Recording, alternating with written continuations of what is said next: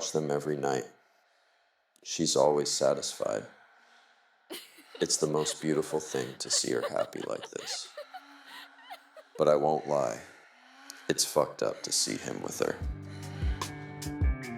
It all started innocently enough. I wanted to make her happy.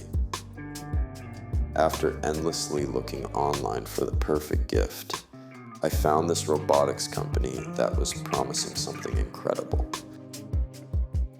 It was so easy.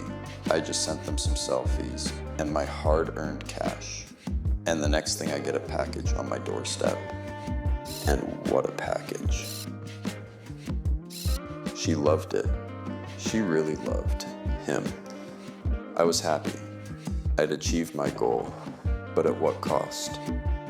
During the day, while the robot charges, I do the chores around the house, trying my best to serve her.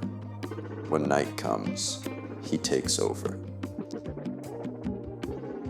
They said AI would replace us all, but that's not true. It wasn't AI, or robots, or technology. It was me. I replaced myself.